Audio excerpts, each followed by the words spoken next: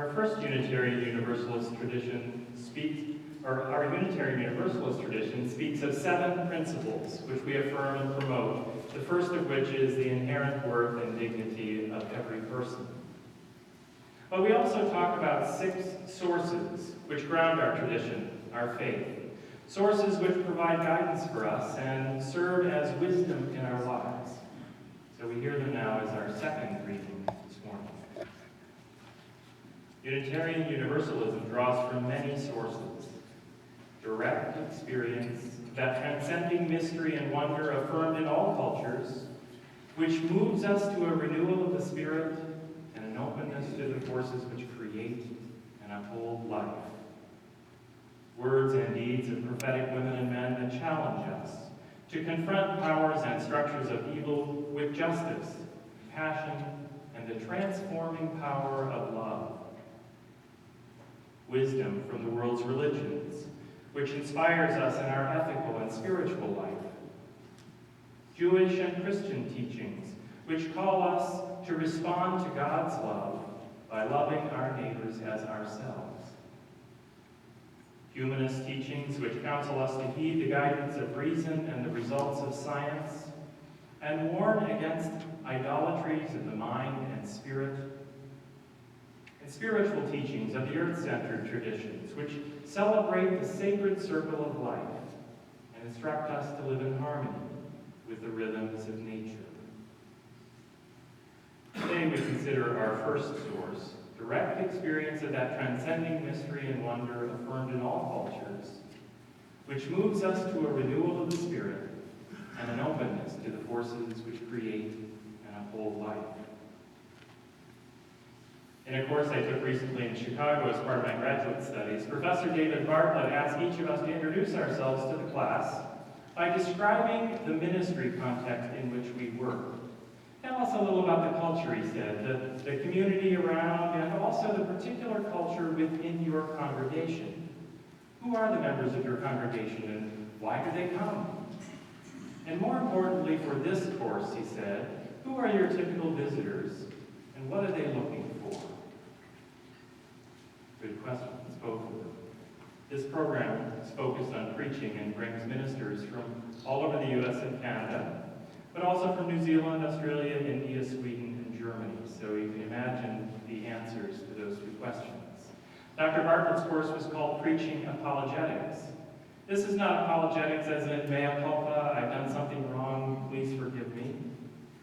Rather, it's apologetics in the classical Greek sense, from the word apologia. In the ancient Greek legal system, the prosecutor delivers the categoria, the accusation, the charge, and the defendant replies with an apologia, an explanation, a rebuttal of the charges, a defense, as in the defense of Socrates. Religious apologetics, then, seeks to defend one's faith, to demonstrate that it is reasonable and rational. To preach apologetically is to explain the faith, to rebut charges brought by skeptics, to articulate and defend one's own understanding. The course syllabus said, this course will consider how we can preach faithfully and effectively to sympathetic visitors, and one presupposition of the course is that the line between belief and unbelief sometimes runs right through the sanctuary and even through the consciousness of the congregant or preacher. You think? I think. Who are the members of this congregation, and why do you come? Who are our typical visitors, and what are they looking for? My colleague Tracy is a Lutheran minister in San Antonio. It's an affluent suburban congregation. Tracy told us that in South Texas, the overwhelming majority of people are religiously affiliated. Many of my members come because it's what you do on Sunday morning. My challenge is to really engage them, to help them question, to deepen their faith and their curiosity. Visitors? A few might be church shopping, but mostly they're relatives visiting from out of town because in South Texas, church is what you do on Sunday morning. My colleague Karen is an Anglican priest in Montreal. It's a small suburban parish. And Karen told us that in Montreal, nearly 95% of the population has no religious affiliation at all. My members don't wake up thinking, maybe I should go to church today. They choose to come in the face of huge cultural pressure against doing so. In fact, some of my folks come up the side street and sneak in the back door so they won't be seen. Our visitors, Karen said, are definitely not people who feel obligated to be here. They usually come with a purpose. Or more accurately, they come with questions about purpose and meaning in their lives. Perhaps they've had a recent spiritual experience and they want to talk about it. They wonder what it means. As a general rule, our visitors are seekers, she said. Direct experience of mystery and wonder. It's not much of a surprise that of all the sources of the UU tradition, direct experience is named first. In our Pathway to Membership class, the final step is the Saturday evening potluck, a delightful affair you should attend sometime, after which each new member tells us a bit of their spiritual autobiography. The paths that bring us here are incredibly varied. I think there were 23 folks who joined when I did. Some of us have left traditions which no longer work. Others are exploring organized religion for the very first time. Some of us are rediscovering and exploring the faith of our early years in a fresh new way. Some of us are in between, clearly setting some things down, but not yet entirely sure we can say what's left or whether something new is developing. Some of us have all but rejected religion, and yet we find meaning and community here in this congregation. Others of us, maybe one or two, I imagine, are working through religious baggage that still weighs us down. I don't know about you, but that's definitely me. Whatever our path, we honor our direct experience of that transcending mystery and wonder. We're curious about it. We want to talk about it, but the challenge is how to talk about something which by its very definition is mystery. I suspect many of us are quite articulate about what we don't believe. The news is replete with expressions of religion which we find repugnant or downright silly. But can we say what is important to us? Can we articulate our faith as Reverend Susan encouraged us last week? Our young people who are in the coming of age class are exploring this very thing right now. This past May, we had our coming of age graduation service for last year's class. And each young person was introduced here by his or her mentee, or mentor, and then they spoke about their own spiritual path and their current understanding at age 14, 15, 16. I found it to be a very moving service. Several young folks spoke of the significance of music in their lives. And it strikes me now, with some time to think about it, that music perhaps in a way might serve as a wonderful metaphor for our spiritual experience. Catherine writes, "Music is another thing that gives me strength in sadness, that shows me a secure footing when the path is muddy. The music that I play gives me an outlet to express my feelings. Music is very important to me, but it's hard to describe to you because to me, music describes itself."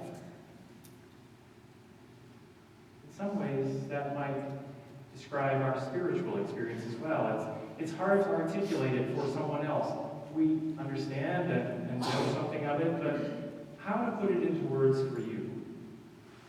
Ryan writes, "To me, music is a spiritual experience. It's so gratifying to play, listen, and make music.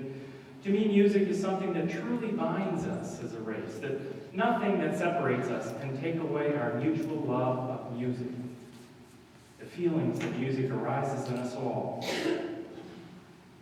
are things that we can relate to. It takes us to the depths of despair or the heights of joy and anywhere in between.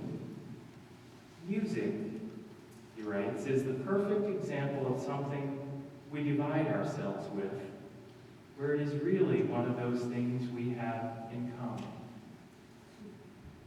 Out of the mouths of babes. I just love that. If you've been to the MIM Museum, we make musical instruments out of leaves, out of bamboo, out of whatever is in front of us. There's that human impulse to create, and to create such amazing diversity. And is not that the way of our spiritual experience as well? It's an example of something we divide ourselves with, where it is really one of those things we have in common. The language might not all be the same, but there is great commonality. Reed writes, "When I think about my talents, it all revolves around music. Music keeps me alive. I wouldn't say I'm best at playing any instrument, but when it comes to writing music, there is no one else who can do what I do, no one. Another person can make their own music, but they can never make mine." That too, a description of the spiritual life. It's each of our responsibilities to explore and to develop our faith and our spirituality. So why then do we come here this morning? What are we looking for? I suspect on some level we know that our direct experience, powerful as it may be, is not enough.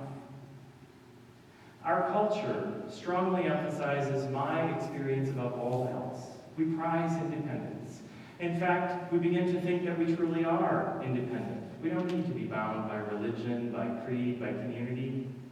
The common phrase, "I'm spiritual but not religious," is one that I've used myself. And it could be a banner for this frame of mind. We're independent. I'm spiritual, but not religious. In a recent edition of Image magazine, author Gregory Wolfe writes an article titled, "Religious but not Spiritual." And in it he writes that many associate the word religious with fanaticism, with irrationality, with intolerance and closed-mindedness, while spirituality suggests something more detached, thoughtful, tolerant, and open.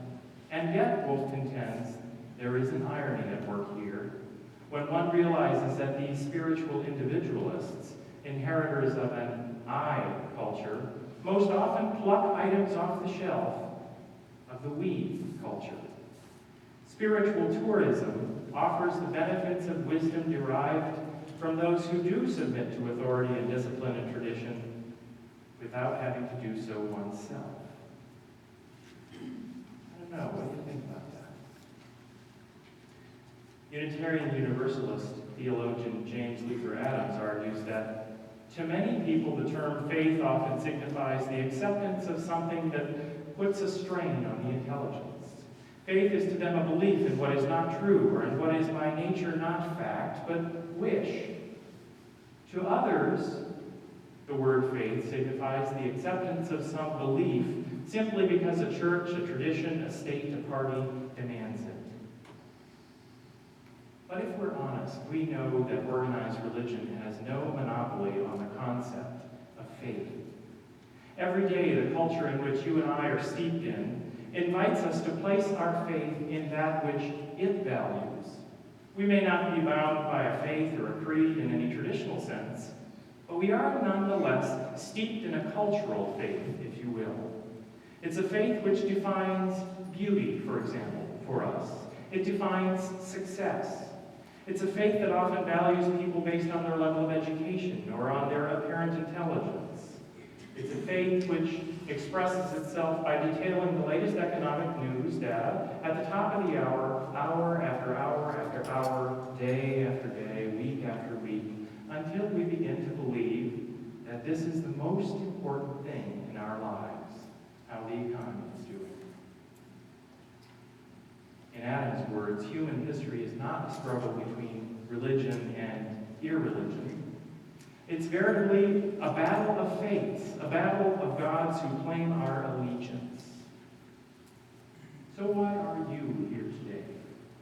Only you can say, but I wonder if on some level we come because we hunger for depth. We long for intentional spiritual experiences. Perhaps, as Gregory Wolfe puts it, we are tired of being spiritual tourists who have no home to turn to. Spiritual tourists are always restlessly consuming new experiences. They can't eat, pray, and love enough. We all come for our own reasons, but I suspect that we know that the simple act of sharing our individual experience brings greater understanding of it. We know that our understanding, valuable as it is incomplete, and so we choose to place ourselves in situations where direct experience of mystery and wonder is valued, is respected. We come here to grow a faith, to develop a way of listening and seeing. Kind of like when a physician is learning to use a stethoscope to determine the health and normal functioning of a heart. They have to learn what to listen for. They don't just wake up one day and have the ability to hear all the various different types of heart murmurs.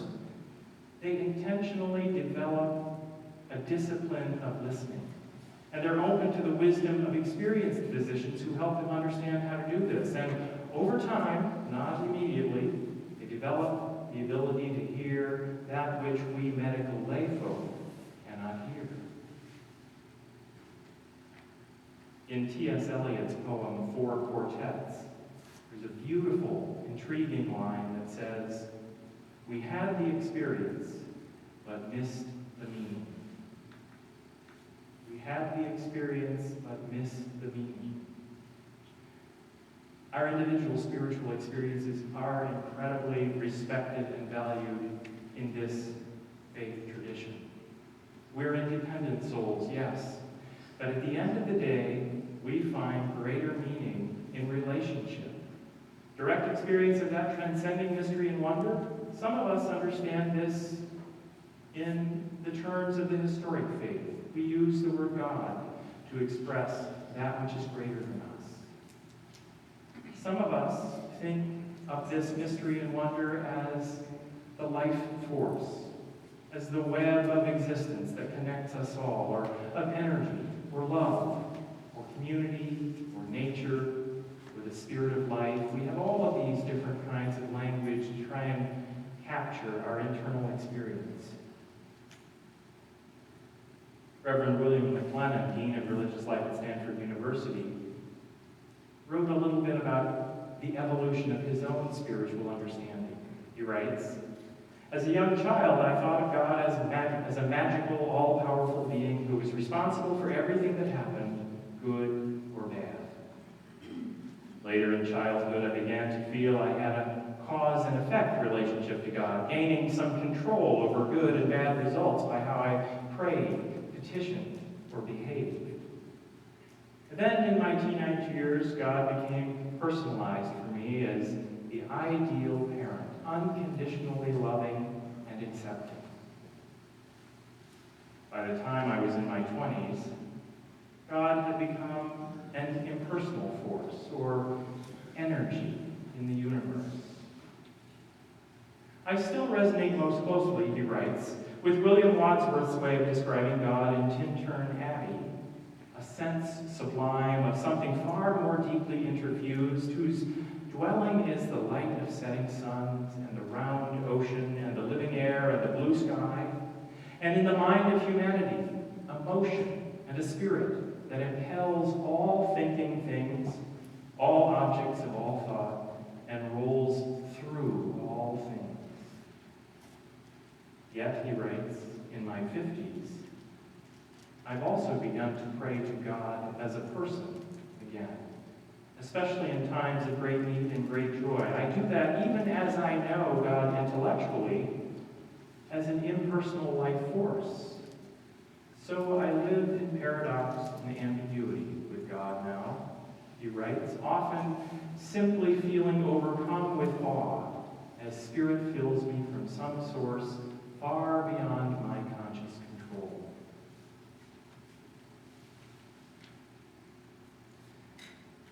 We each could write our own spiritual autobiography, the chapters, the seasons, the way we understood things then and perhaps now.